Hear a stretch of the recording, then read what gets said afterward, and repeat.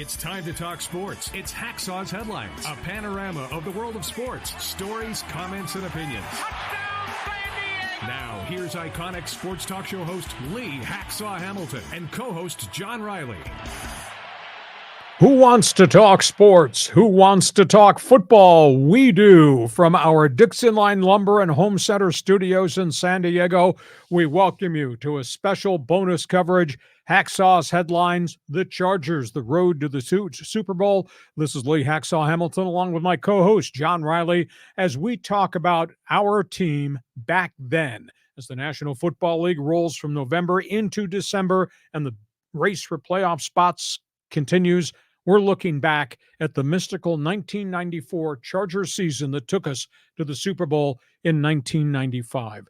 John, your first reflection about what it was like to be in this community as bad football became great football, became a Super Bowl football team. What was it like from the fans' perspective? Well, it was unbelievable. I mean, the Qualcomm was packed, pre-game, the game itself, after the game, it was a party there every day. And the community really rallied. I remember your talk show was blowing up. Everybody was calling in. It captured the imagination of San Diego. I think the most fascinating thing was towards the end of the season when people really started to believe this was a really good team. The fans would meet us in the parking lot at the stadium at 10 p.m. or midnight when we're getting home from these road trips. Mm-hmm. And I'm not talking 6 fans. I'm talking hundreds and hundreds of fans. It was just absolutely amazing. We'll talk about Bobby Ross. Let's get started because that's the first component that kind of changed Charger football. Build it. They gave him the quarterback, the mad bomber, Stan Humphries. Throw it, run it, play defense. And he was so passionate on game day that you could just cut through the tension in the locker room before the game because what he said riveted to every player. And his coaching staff was so creative, they would take specific players, design certain job responsibilities, roles on the offense for those players. We knew who Humphries was. We knew who touchdown Tony Martin was. We knew who Natron the Bomb was. Did anybody know who Ronnie Harmon was? He became a third option, third wheel in the offense. He was not a complete back. He was not going to run tackle to tackle, but he was going to go out there in patterns and hit cast balls. They devised a game plan for just him alone. He had 6 plays scripted for Ronnie Harmon. And he was dart and he was dash and he would make plays. He was a real unsung hero offensively. And obviously, we knew defensively what Seau was all about, and we knew what Leslie O'Neal was all about. Bobby Ross was just the maestro, the architect, the conductor. And his old school football smarts allowed them to devise certain things in packages for certain players, and then those guys would go out and get it done. Your memories. Yeah, he was definitely, you could tell he was a military background guy because he was so structured. And at one level you thought, hey, this is a guy that's going to want to run the ball and 3 yards on a cloud of dust. But he had a dynamic side to him, and he brought that into the Chargers. And boy, did Stan Humphries light him up. Okay, so they built it, and then they started to win it. First game. The Broncos, yeah. I mean, what a rivalry, even then in the 90s. They had John Elway. For years, as voice of the Chargers, we would go up there, and John Elway would work his magic, and they would always win at Mile High Stadium. We opened that season Sunday late game. I think it was at 4:20. Hot, humid, really ugly. And we're going up and down the field. And they had, at that time, they had Elway and they had what they called the 3 amigos at wide receiver. Mm-hmm. Mike Pritchard, Ricky Nattiel, I forget who the third one was, but those guys just used to kill us. So we're in the game. We're hanging in the game. We get the lead with about 2.5 minutes to go. Elway gets the ball. And what does he do? Boom, boom, boom.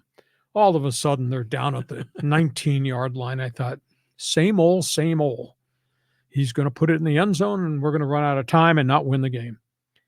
And it was such a strange night. And then it started to drizzle. And then I looked off in the distance, the open end of the stadium, looking out of the mountains, and I see all this lightning, And then we hear rolls of thunder. And here's Elway coming to the line of scrimmage, and that's the backdrop. Lightning flashes off in the distance in the Rockies. And Elway rolls to throw and loses the ball as he's going forward. It pops into the air because it was so wet. Here's Seau intercepting it. Nice. Wipes out the game-winning touchdown drive that Elway had the copyright to. We win in Denver where they had never won in Denver, even dating back to the Dan Fouts era. I call it the Thunder and Lightning game, but that was the start. They beat Elway. They beat Elway in Denver. They beat Elway in Denver and shut those fans up. I couldn't believe what we were seeing. It never, ever happened. Memory? Yeah, well, I mean, clearly God was on the side of the Chargers. Show me your lightning bolt. But yeah, that was a tough team to beat back then. And the Broncos obviously had great success later in the decade, but it's never easy to win at Mile High. And boy, when they pulled that off, we were on to something here. And we were. Chargers that year, a lot of fans forget, they started 6-0. I mean, they were just beating people. They'd either throw it deep and score, or they'd run it and control it with Natron Means. The defense had come up with enough sacks or turnovers. 6-0, and all of a sudden, they started to get a target on their back. And then the media, which had forgotten the Chargers were even in the NFL because they'd been so bad for so long, started to realize there's something special going on in America's finest city. That takes us to that second big game on this agenda. Yeah, the Seattle Seahawks. With some classic calls in that game. Now, they had always had a great rivalry with Seattle. At that point, Seattle was in the AFC. At that point, they played in the Kingdome, which was a bitch of a place to play. So anyhow, they're renovating the Kingdome. So the games are moved to Husky Stadium. Oh, yeah. University of Washington campus right on the lake. It's just beautiful. And Seattle had a pretty good team. That was the end of the Chuck Knox era. So we're playing the Seahawks with a target on their back, unbeaten, and they just come out and they just blitz and they blitz and they blitz. And Humphries is just getting knocked all over the place, and our offense is kind of stalled. So we were in trouble, and I think this might have been in the third quarter. And they stack us, I think, on sacks back at our own 1-yard line. And the Seahawk fans, I broadcast up there when I was the voice of the Seahawks, they are so passionate and so loud. And of course, University of Washington, Husky fans are so passionate and so loud. Those fans, it was bedlam. So we're looking at it 3rd and forever, and the game is on the brink of becoming a blowout. And I just off the top of my head, I made the comment, 3rd down and 99. What are they going to do? And I turned to Jim Laslovic, my color analyst. He says, throw it. I turned to Pat Curran, the former player, color analyst. Throw it deep. They blitzed off the edge, all out blitz. Humphries stood in there, hit Tony Martin on a crossing pattern just right across the line of scrimmage. Tony caught it in gear, kicked it into the extra gear, ran down the side, the 99-yard touchdown pass. Shut the fans up, put the Seahawks on their back feet, and the Chargers went out and won that game and stayed unbeaten. But that 3rd and 99 call lives in infamy, and it just kind of came off the top of my head. But huge win. And you got to win those games when everybody and everything's going against you. And they did in Denver, and then they did it in Seattle. Yeah, I remember that call. I mean, that was a classic call because I think I was listening to the game on the radio when you made the call. But yeah, I forgot that it was at Husky Stadium. Yeah. And you know, that stadium, I remember it has like kind of a roof, and it would like reverberate in there when the fans would get rowdy. And it was an electric environment. But boy, was that a big win for the Chargers. Now, rivalry game. That's the next one we're going to talk about. Okay. The Raiders, the silver and black. This is quite a rivalry. It goes back forever and ever to the old AFL days. Most of the time, the Raiders won. Al Davis with his all-white jumpsuit. So we're up there, playing up there in L.A., and in pregame warmups, Al would always wander out on the field. Sean Jefferson in pregame warmups, they're throwing long passes down the sidelines. I don't know what Al Davis is doing on the field, but Sean Jefferson ran over him. He never saw the guy standing there. Davis wasn't paying attention. Boom, he goes down. And I could have sworn as Sean Jefferson walk back up because this was his attitude. Hey, old man, get off the field. The old man had grass stains on his white jumpsuit. Anyhow, we come out, and the Chargers had hardly ever beaten the Raiders all the years I was there as the voice of the Chargers. And we had a young kick return guy out of Stanford, Darian Gordon, really early in the game, took one back 90 for a kick return touchdown. It was pretty impressive. Kind of changed the whole chemistry of the game. Jeff Hostetler was the quarterback, and he was a gunslinger, and he was a pirate. He perfect for Raider football. He started throwing interceptions, and all of a sudden, we're blowing them out. I said, wow. So that was a marquee game in terms of getting the monkey off your back. We finally beat these guys, and they were still really good. I mean, they had Willie Gault. They had Marcus Allen. They were still a really good team, and the Chargers beat them. And then it dawned on me that this could really be a really special team. So what does a rivalry mean to you?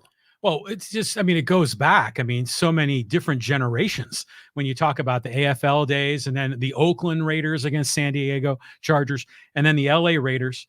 But, the Raiders always had that culture, right? Oh, yeah. The tough guy culture, the silver and black, the mystique, the autumn wind. The holy roller, the cheats, the whole 9 yards. All of that. And so what a great way to finally, punch those guys in the nose. But I had forgotten about Sean Jefferson running over Al Davis.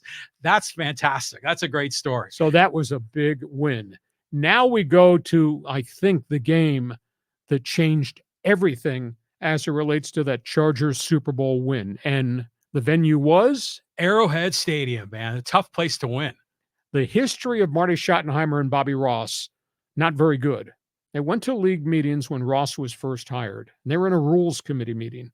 And Bobby made some statement. And I got this from somebody else in the NFL. And Schottenheimer talked him down. Like, who are you? Oh, you're a college coach coming to the NFL. Who are you? And Ross never, ever forgot that. Wow. So they had a really good team in Kansas City. They had Derek Thomas, Neil Smith, fierce pass rush, run the football in Marty Ball style. Mm-hmm. So we're in that game, and we're down 13-0. And in Arrowhead, the only people wearing Charger gear were me, the broadcast crew, and the people on the sidelines. There were no Charger fans in that 76,000-seat stadium. It's a great venue to be in, to broadcast in, but it always ended badly. I think the first 3 years I went in there as voice of the Chargers, we lost 3 games at the end of each game on either kickoff returns or punt returns taken back for scores in overtime or in the final minute. Heartbreaking. So we're in there, and they're reaming us. Humphries is getting hit. He's getting sacked. He's getting knocked down. Right before halftime, Stan drops back to pass, and he got sacked by Derek Thomas. Huge hit. I mean, blew him up and flattened him. Neil Smith is standing on the other side, and Neil Smith kicks him while Humphries is down with Thomas on top of him. I saw it. It was kind of right in front of me at the 40-yard line. So everybody who was related to the Chargers is just furious. So Humphries is still on his back. He kicks Neil Smith with his leg up in the air. Everybody in the 816 area code saw it. Mm-hmm. So now everybody in Kansas City wants Humphries ejected from the game. So the referees are throwing flags everywhere. More dirty laundry on the field than was in your closet.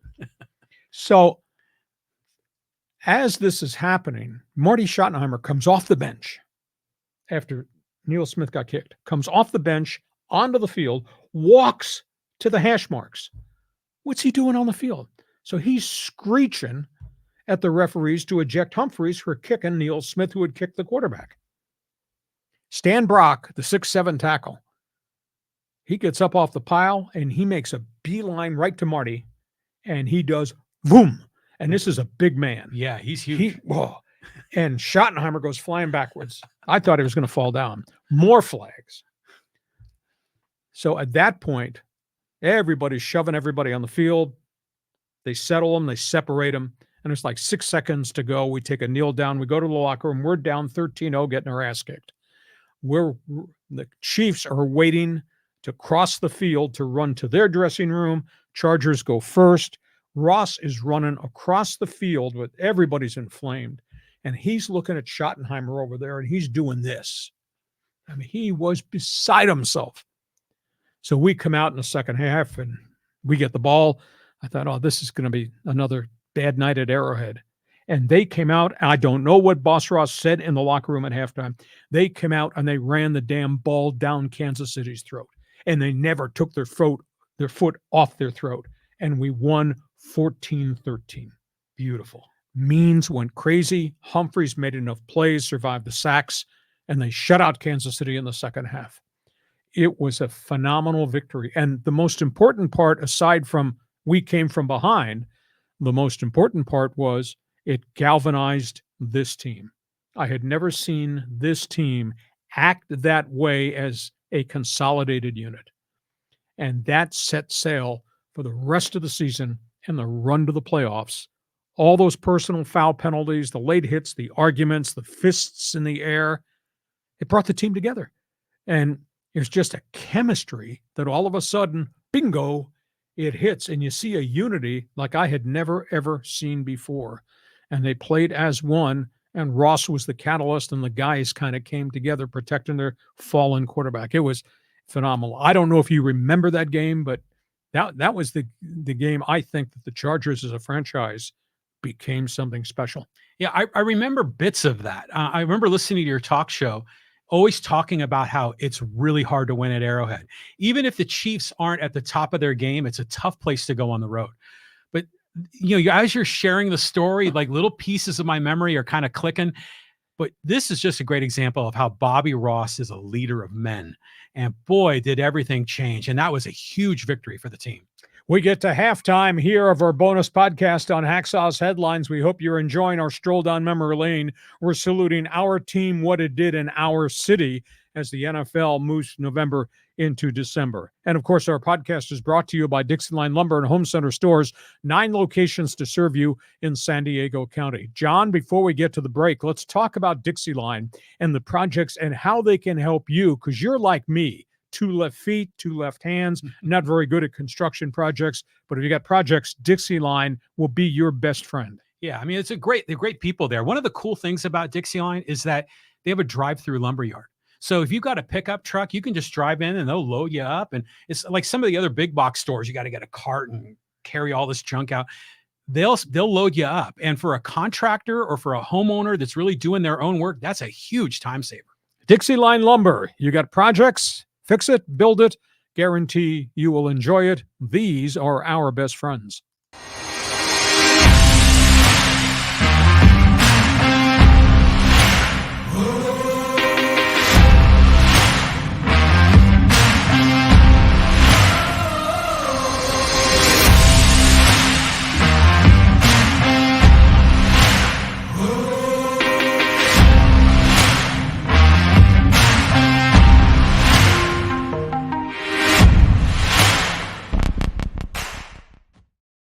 We hope you're enjoying our bonus podcast talking about Chargers football and the greatest season ever played in San Diego. Before we move to the second half, we're going to talk about the playoff games. John, quick comment about our Insiders Group. Yeah, the Hacksaw Insiders Group, man, this is your chance to get involved. And we've got a lot of really cool things kind of planned for this. We're going to have a lot of new sports content, sports information that is exclusively for people in the Hacksaw Insiders Group. So go to LeeHacksawHamilton.com. There's an orange box there on the home screen. Just type in your name and email and join us on Hacksaw's Insiders Group. So the Chargers have this spectacular season, and they're going to the playoffs, and they're going to play at home. The year prior, Bobby Ross had led them to the playoffs, and they had beaten Kansas City on a day in which they intercepted David Craig a whole pile of times. The next weekend, they went to Miami, and they lost in a driving rainstorm 31-0. They got smoked. So that gave them an idea what this postseason was going to be like. Playoff game number 1 in the magical season, in the nice headline, in the rain, in the mud with Don Shula. Here's the backtrack on that story real quick. It rained all day Saturday. It was raining on Sunday. The field was soggy. The field had been covered. Don Shula came in with the Dolphins. They wanted to do a walkthrough on the field. And Pat Curran, who was a business manager at that time and our broadcast partner, he kind of oversaw things with the stadium. He said, no, Well, Shula called the league office. League office called the Chargers and said, take that tarp off and let those guys practice. So they did. They did a walkthrough, and it was all mushy. And anyhow, we get the game day, and the field footing is really, really bad.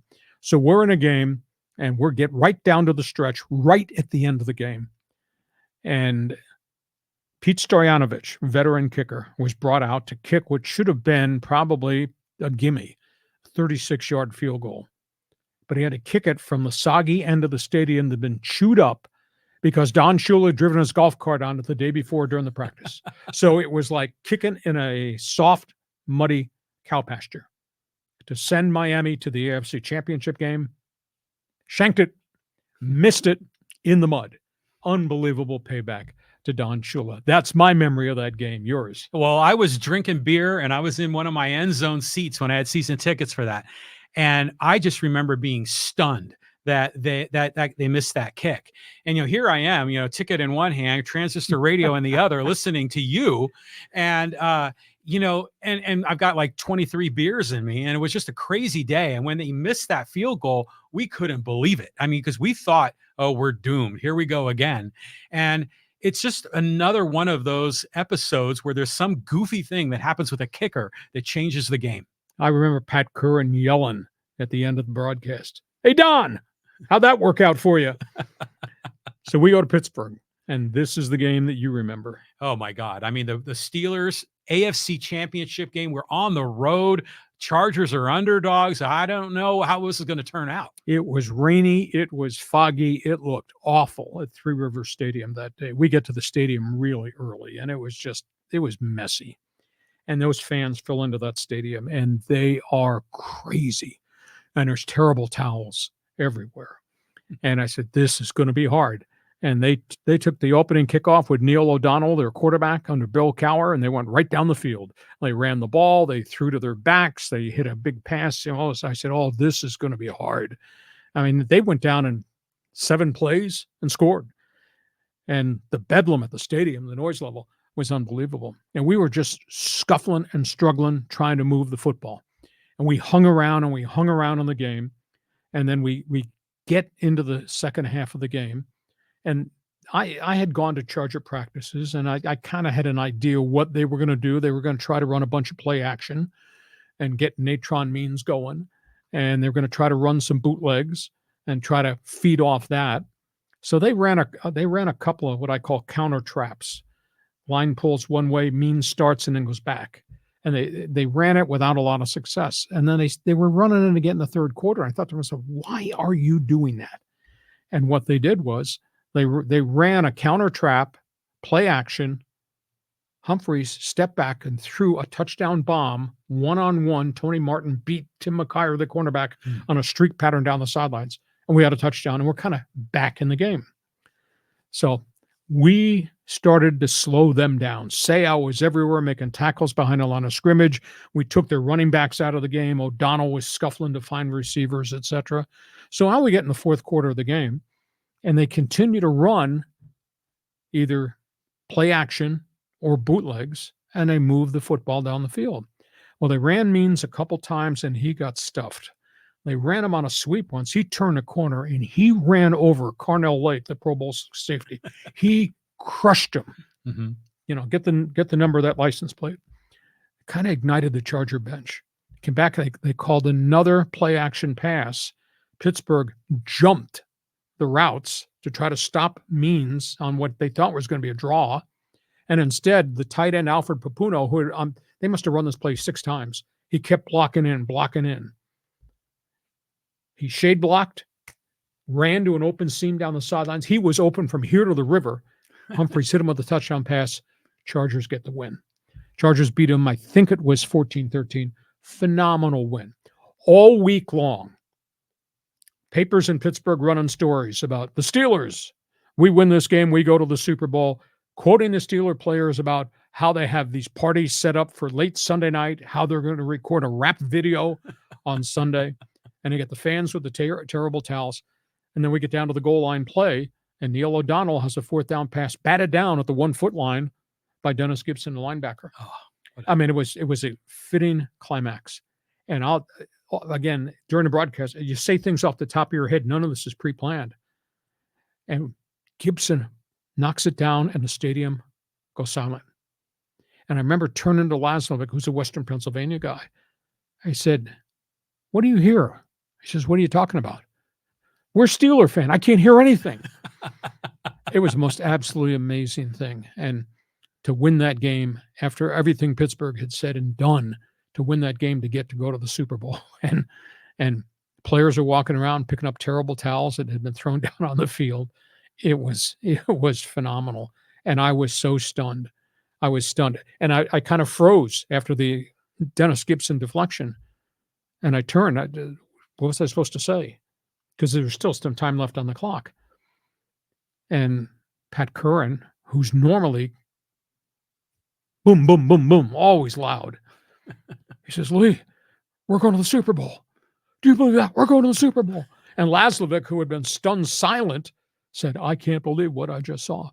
And then, of course, obviously, we came home and we had the party after the game, and that was electric in the rain. We knew something was planned at the stadium. I did not know. Somebody had a cell phone on the team bus coming from the airport and says they need to talk to you. So they put me on. Somebody from the station said, "You're going to MC this party at the stadium with the fans." Okay. So we pull in the parking lot. I couldn't believe cars were backed up on Friars Road parked. Wow.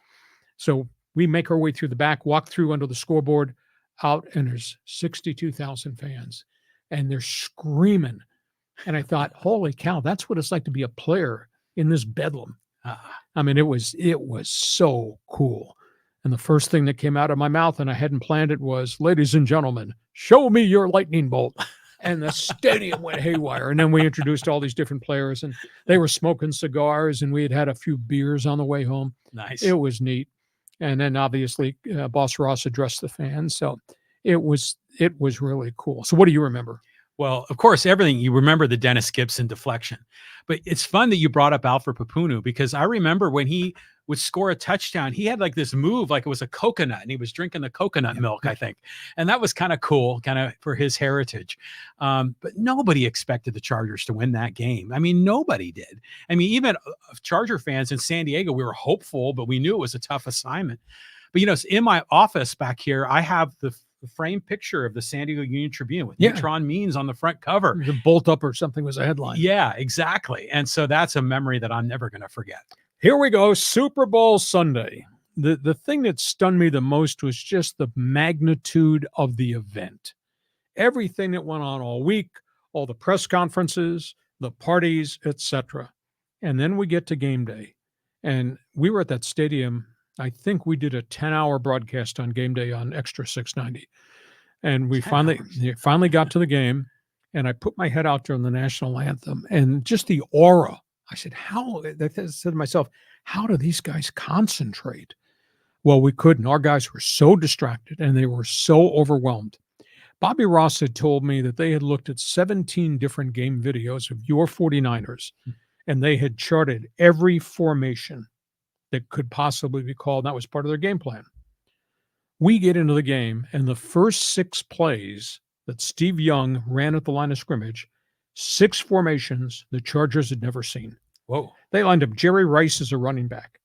They lined up Brent Jones as a fullback. He was the tight end. They lined up Ricky Waters out on the edge. They lined up 3 receivers on one side with Rice and Johnny Taylor and Brent Jones.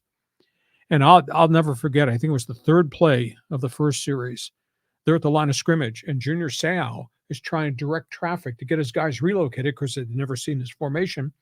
And Steve Young takes the snap, throws a slant, Ricky Waters, touchdown, San Francisco, just like that.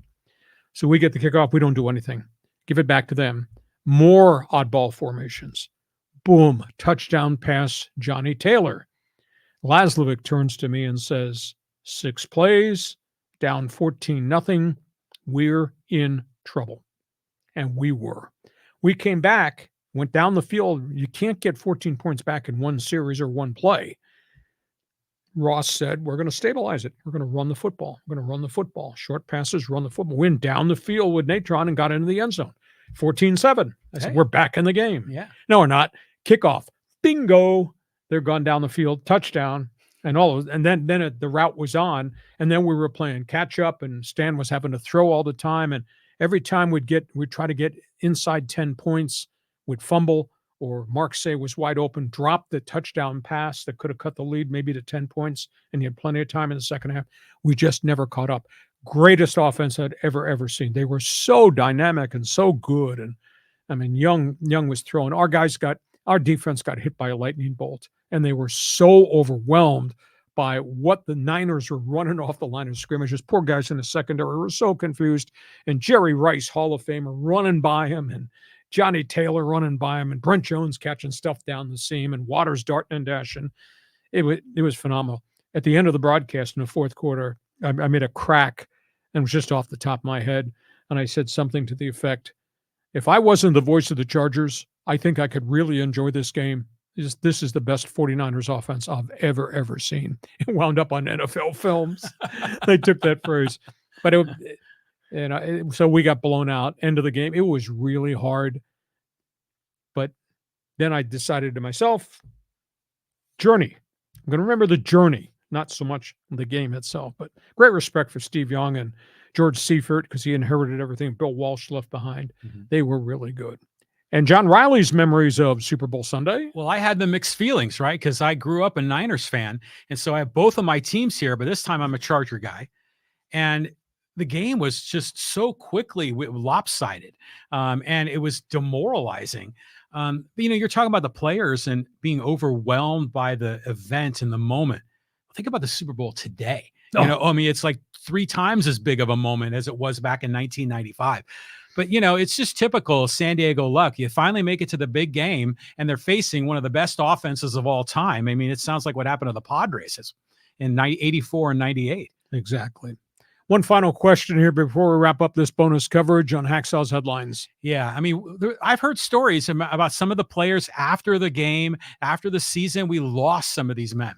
Well, we had the great run in 94 that got us to the Super Bowl triumph, then followed by tragedy. That's a great headline. That offseason, veteran strong side linebacker David Griggs was killed in an auto accident in Miami. Hit a bridge abutment, tire blew out. Rodney Hampton, running back, killed, plane crash, Everglades. Yeah.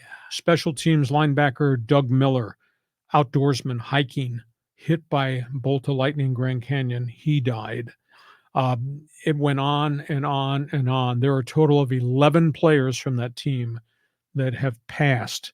Wide variety of things: heart attack, leukemia, cancer, drugs.